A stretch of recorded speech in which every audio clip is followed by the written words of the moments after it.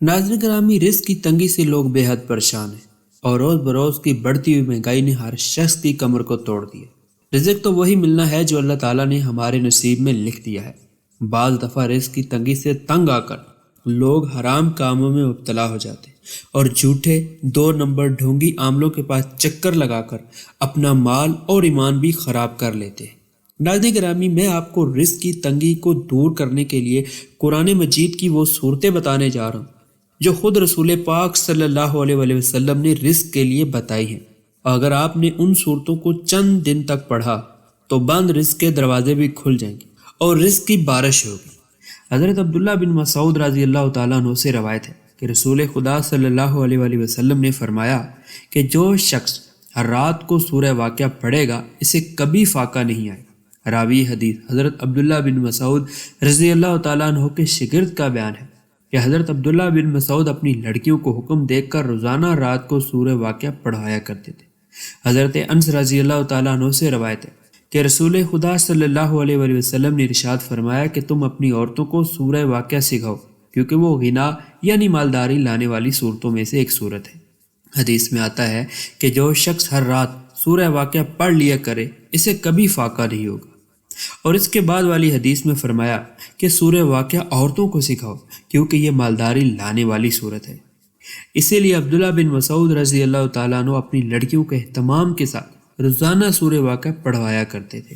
حافظ ابن کثیر رحمۃ اللہ علیہ نے اپنی تفسیر میں ابن اسحاق رحمۃ اللہ علیہ کے حوالے سے نقل کیا ہے کہ حضرت عبداللہ بن مسعود رضی اللہ تعالیٰ عنہ کے مرض وفات میں حضرت عثمان غنی رضی اللہ تعالیٰ عنہ ان کی بیمار پرسی کے لیے تشریف لے گئے اور دریافت فرمایا آپ کو کیا مرض ہے؟ حضرت عبداللہ بن مسعود رضی اللہ تعالیٰ عنہ نے جواب دیا اپنے گناہوں کی تکلیف کا وبال ہے۔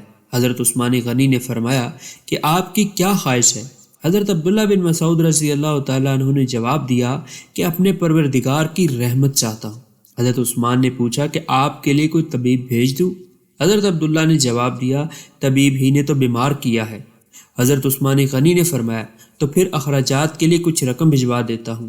حضرت عبداللہ بن مسعود رضی اللہ تعالیٰ عنہ نے جواب دیا نہیں، مجھے اس کی ضرورت نہیں ہے۔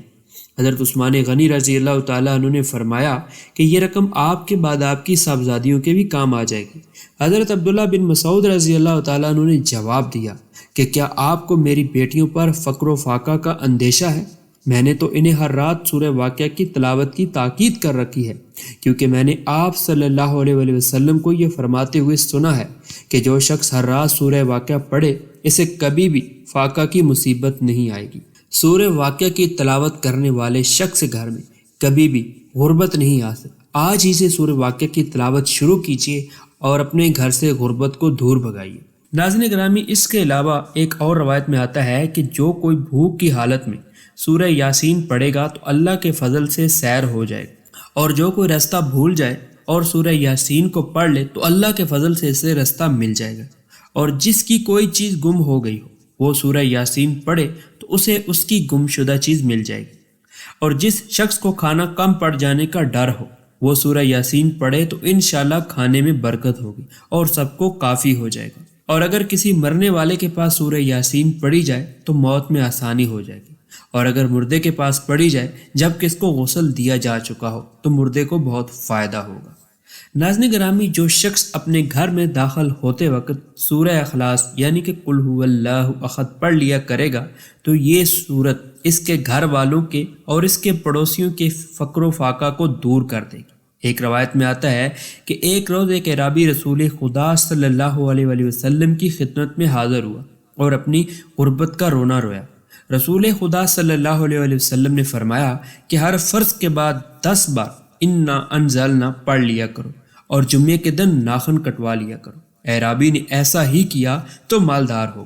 حضرت جبیر رضی اللہ تعالیٰ عنہ فرماتے ہیں کہ مجھ سے رسول خدا نے ارشاد فرمایا کہ اے جبیر، کیا تم پسند کرتے ہو کہ جب سفر پر نکلو تو اپنے ساتھیوں کی طرح ان سب میں زیادہ خوشحال ہو جاؤ اور بہت زیادہ فائدہ مند بن جاؤ؟ تو میں نے کہا میرے ماں باپ آپ پر قربان یا رسول اللہ، ہاں میں ایسا ہی چاہتا ہوں۔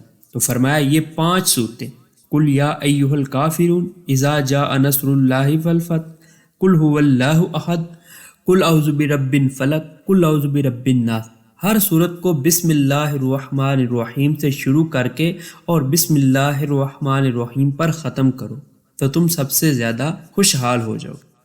حضرت جبیر فرماتے ہیں کہ میں غنی اور بہت مال والا تھا، لیکن جب بھی سفر پہ نکلتا تو سب سے شکستہ حال اور بہت ہی کم منافع لے کے آتا، لیکن جب سے رسول خدا صلی اللہ علیہ وآلہ وسلم نے یہ سکھلایا، میں نے اس کو پڑھا تو میں سب سے زیادہ خوشحال اور ان میں سب سے زیادہ فائدہ مند ہوتا، یہاں تک کہ میں اپنے سفر سے واپس آتا تو سب سے خوشحال لوٹتا۔ ناظرین گرامی، ان صورتوں کو بسم اللہ الرحمن الرحیم سے شروع کر کے اور درمیان میں قل یا ایھا الکافرون، اذا جاء نصر اللہ، قل هو اللہ احد، قل اعوذ برب الفلق اور قل اعوذ برب الناس پڑھ کے اور آخر میں پھر بسم اللہ الرحمن الرحیم پڑھیں اور اپنے سفر کا آغاز کریں، اللہ تبارک و تعالیٰ آپ کو بھی غنی کر دیں گے۔ یہ وہ صورتیں ہیں جو ہر شخص کو زبانی یاد ہوتی ہیں۔ ان صورتوں کی تلاوت کیجیے اور اپنے فقر و فاقہ سے نجات پائیے۔ ان صورتوں کا ورد کیجیے، ان صورتوں کی تلاوت کیجیے، ان صورتوں کو اپنا وظیفہ بنا لیجیے۔ یہ تو قرآن کا وظیفہ ہے، خود رسول خدا صلی اللہ علیہ وسلم کی زبان سے نکلے ہوئے مبارک الفاظ ہیں کہ جن کی تاثیر کا اندازہ نہیں کیا جا سکتا۔ آپ ایک بار ان صورتوں کو پڑھنا شروع کیجیے۔ سورہ یاسین کی تلاوت آج سے شروع کیجیے، سورہ واقعہ کی تلاوت شروع کیجیے اور سورۃ القدر کی تلاوت شروع کیجیے۔ ان صورتوں کی تلاوت کرنے سے آپ پر آئی ہوئی مشکلات، پریشانیاں، دکھ، ٹینشنیں اور آپ کی مالی تنگی ختم ہو جائے گی، اور اللہ کے فضل و کرم سے آپ کو اللہ تعالیٰ حلال رزق عطا فرمائے گا۔